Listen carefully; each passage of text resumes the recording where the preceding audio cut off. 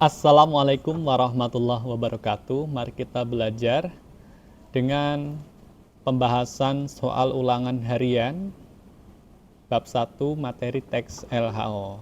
Langsung saja mari kita mulai. Baik, kita langsung saja masuk ke soal yang nomor 1. Ya, ketika kita mendapati soal dengan bacaan panjang seperti ini, kita langsung saja baca soalnya. Struktur deskripsi umum pada teks LHO tersebut terdapat pada paragraf ke. Oke, jadi kita diminta mencari teks LHO terdapat pada paragraf keberapa. Oke, kita pahami dulu apa itu konsep dari deskripsi umum. Deskripsi umum seperti yang sudah kita pelajari adalah gambaran umum, memuat definisi umum atau hal-hal yang masih bersifat umum dan biasanya terdapat di awal-awal teks. Ya, berhubung di awal, jadi kita langsung saja coba ke paragraf yang pertama. Kucing adalah hewan mamalia berkaki 4 yang termasuk dalam kelompok karnivora. Ya, ini betul ya. Ini membahas hal-hal yang masih umum. Maka jawabannya sudah kita temukan, yaitu A gitu ya. Oke, nomor 1 saya kira gampang. Kita lanjut ke nomor berikutnya. Nomor 2, kalimat yang bercetak miring dalam paragraf 1 mengandung ciri kebahasaan berupa, ya kita pahami dulu konsep daripada ciri kebahasaan. Setelah itu kita baca pada kalimat yang bercetak miring. Ya, ini ya. Kucing adalah hewan mamalia berkaki 4 yang termasuk dalam kelompok karnivora.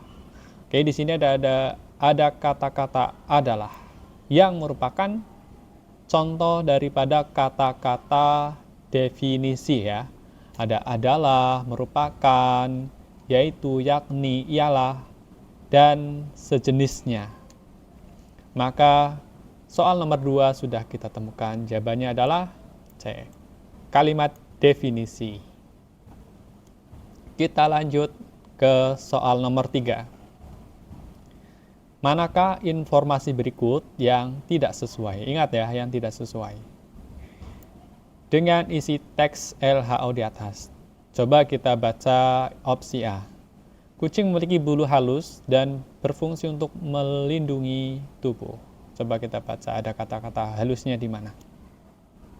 Ya, ternyata ada di paragraf kedua. Bulu yang halus, berarti betul ya.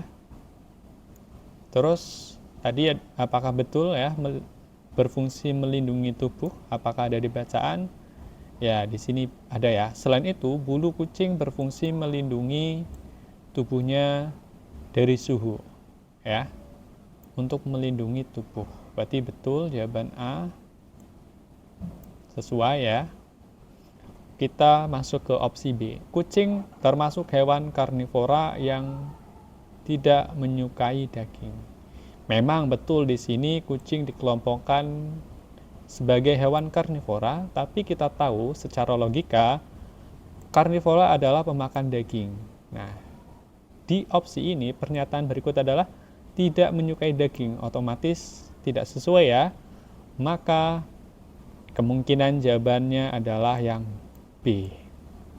Nah, ketika kita sudah menemukan jawaban yang kira-kira betul dan ada opsi-opsi yang perlu kita cross check, tidak apa-apa, kita lanjut saja. Nanti kita cek kembali ketika kita masih punya waktu ya untuk mengerjakan soal.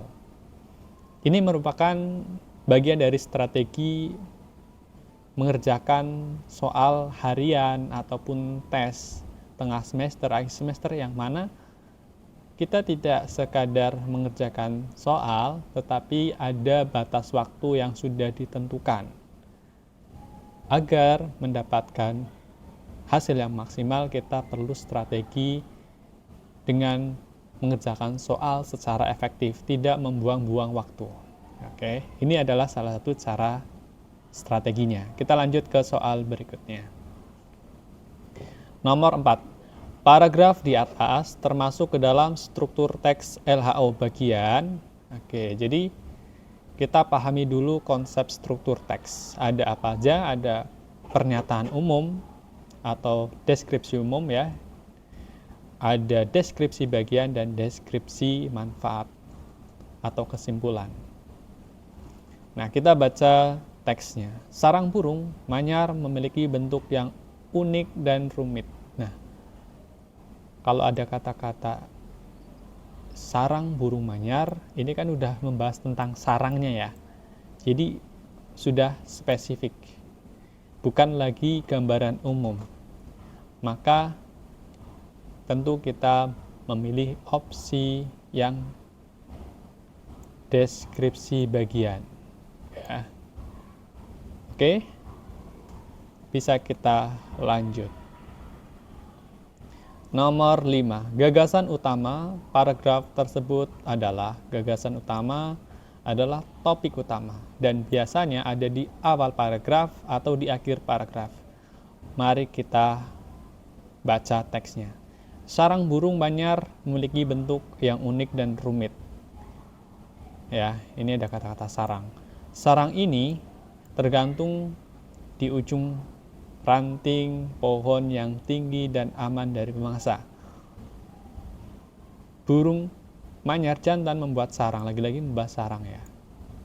Ya, berarti kalimat-kalimat ini memang menjelaskan kalimat utamanya yang memang ada di awal paragraf ya. Kalimat utamanya sudah kita temukan. Sarang burung manyar memiliki bentuk yang unik dan rumit. Biasanya bahasa daripada gagasan utama itu kaitannya erat dengan kalimat utama ya. Nah, kita coba cari yang bahasanya erat dengan di kalimat utama ya, yang ada di kalimat nomor 1. Dan ini berbicara tentang sarang burung manyar, bentuknya unik dan rumit gitu ya. Jadi opsi yang tepat adalah, coba kita baca yang A. Burung manyar jantan menganyam daun-daun, ini bukan gagasan utamanya ya, ini adalah penjelas. Sarang burung manyar aman dari pemangsa, ini juga penjelas.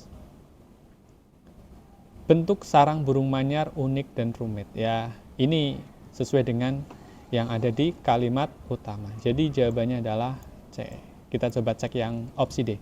Sarang burung manyar memiliki ruang masuk kecil. Ini juga kalimat penjelas, bukan kalimat utama atau gagasan utama. Jadi nomor 5 kita sudah menemukan jawabannya, yaitu C. Kita lanjut. Berdasarkan isinya, paragraf di atas termasuk bentuk paragraf. Oke, kita baca. Narkotika merupakan singkatan dari narkotika, psikotropika, dan zat adiktif lainnya. Zat ini sangat berbahaya bagi tubuh karena dapat menyebabkan kecanduan dan kerusakan organ. Ya. Ini jadi kalimatnya menjelaskan ya. Menjelaskan apa itu narkoba, menjelaskan bahaya dari narkoba, yang mana kita tahu itu sedang mengekspos, atau jawabannya adalah kalimat eksposisi. Naratif tidak, deskriptif tidak, persuasif juga tidak. Kalau naratif itu cerita, misalnya saya cerita yang ada kata-kata sayanya atau kata ganti orang gitu ya, saya, dia, kamu gitu ya.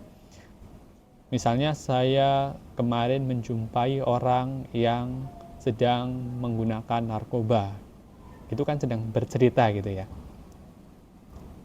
Terus kalau deskriptif itu ya biasanya menggambarkan secara gamblang gitu ya, dari bentuk-bentuknya, sifatnya, unik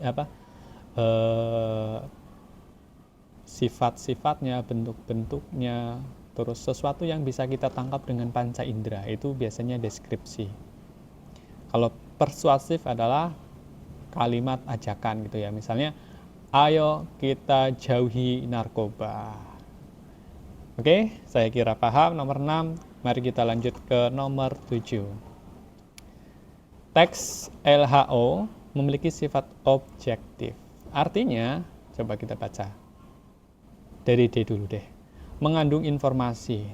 Ya, kurang tepat ya. Menggambarkan objek, ya walaupun ini ada kata-kata objek mirip dengan objektif ya, ini bisa jadi adalah untuk mengecoh gitu ya. Yang B, mudah dipahami. Ini bukan juga.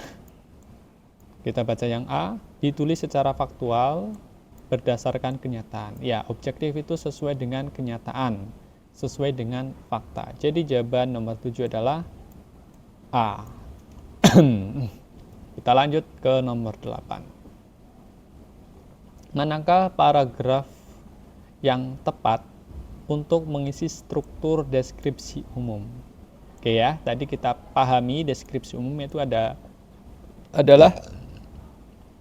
gambaran umum, definisi umum, atau membahas hal-hal yang masih bersifat umum pada suatu objek tertentu. Jadi belum rinci itu ya. Dan biasanya ada di awal teks. Kita coba baca yang opsi A. Kucing memiliki bulu yang lebat dan halus. Nah, ini tiba-tiba sudah membahas bulu ya. Jadi kita coret saja yang opsi A. Opsi B, kucing termasuk hewan yang aktif di malam hari. Ini kok tiba-tiba sudah membahas kebiasaan kucing gitu ya. Ya, walaupun bisa jadi benar sih, tapi kita coba cek lagi di kalimat berikutnya. Ia memiliki penglihatan tajam dalam gelap dan pendengaran yang sensitif untuk mendeteksi suara kecil. Ini sudah mulai spesifik penjelasannya ya. Jadi kita coba coret saja. Coba kita baca yang C. Kucing adalah hewan mamalia berkaki 4 yang sering dijadikan hewan peliharaan. Ini ada kata-kata definisi ya, yang biasanya itu terdapat pada deskripsi umum ya. Bisa jadi kita simpan dulu opsi C. Kita coba baca opsi yang D. Kucing memiliki cakar yang tajam. Nah, ini otomatis kita coret karena tiba-tiba sudah membahas cakar yang tajam gitu ya. Jadi opsinya adalah opsi C.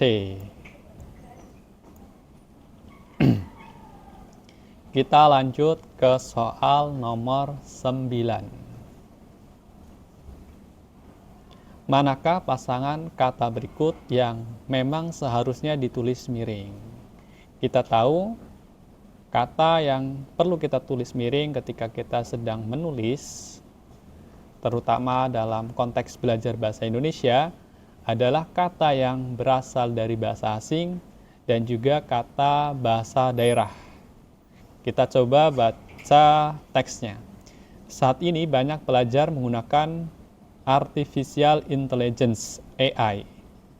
Ya, ini betul ya, adalah kata bahasa asing sehingga ditulis secara miring untuk membantu proses belajar. Namun ini ada kata belajar ya. Belajar ini adalah kata bahasa Indonesia, jadi tidak perlu ditulis miring. Selanjutnya, namun agar tetap bijak, siswa harus memahami cara kerja teknologi. Nah, ini ada kata siswa dan teknologi ditulis miring. Siswa itu tidak perlu ditulis miring, ya.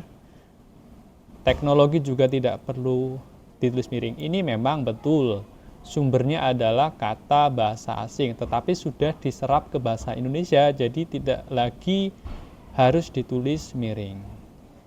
Kita baca lagi. Tidak sepenuhnya bergantung pada software yang tersedia di internet. Ini ada kata software dan internet. Software ini adalah kata asing dan belum diserap, jadi betul ditulis miring. Sedangkan internet memang dari bahasa asing, tapi sudah diserap ke bahasa Indonesia. Jadi jawaban yang tepat adalah artificial intelligence dan software, yang dua-duanya harus ditulis miring. Jawabannya adalah opsi A. Oke, kita lanjut ke soal berikutnya.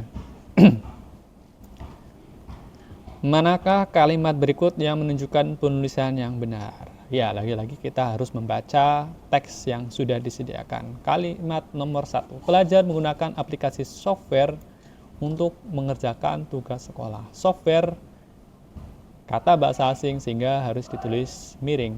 Berarti yang satu sesuai ya. Kalimat nomor 2. Materi tentang artificial intelligence dijelaskan oleh guru TIK. Ya, ini bahasa asing, jadi harus ditulis miring. Berarti nomor 2 salah. Nomor 3. Kami mengupload foto kegiatan ke dalam laporan observasi. Nah, upload ini juga bahasa asing, betul, ditulis miring. Jawaban kalimat nomor 3 betul. Nomor 4 coba kita cek. Sekolah sedang melakukan pembaruan fasilitas kelas dan laboratorium. Fasilitas ini sudah diserap ke bahasa Indonesia. Jadi tidak perlu ditulis miring. Oke, jadi jawaban yang benar adalah opsi D. Kalimat 1 dan 3. Berikutnya, nah ini udah masuk ke uraian. Soal uraian, bukan lagi pilihan ganda. Nah, kita coba perhatikan judul teks berikut. Pengaruh artificial intelligence terhadap pembelajaran di madrasah. Tulislah ulang judul ya, diminta adalah judul. Dengan ejaan yang tepat, penulisan huruf kapital, kata depan, dan penulisan kata asing yang benar. Oke ya. Karena ini judul, aturannya adalah semua kata harus diawali dengan huruf kapital. Jadi ini P-nya besar, A-nya besar, I-nya besar, P-nya besar, M-nya besar. Kecuali kata depan. Ya, ini terhadap ini kata depan ya. D juga kata depan, jadi tidak perlu ditulis kapital. Sehingga penulisan yang benar adalah seperti ini. Oke, tidak perlu pakai titik ya. Karena ini judul, bukan kalimat, jadi tidak perlu ditambahin titik. Oke, kita lanjut. Oh, ternyata sudah selesai. Oke, alhamdulillah kita sudah membahas soal pilihan ganda serta soal uraian yang mungkin perlu kita bahas untuk menambah wawasan dan pengetahuan kita. Mudah-mudahan bermanfaat. Terima kasih, sampai jumpa lagi di lain kesempatan. Wassalamualaikum warahmatullahi wabarakatuh.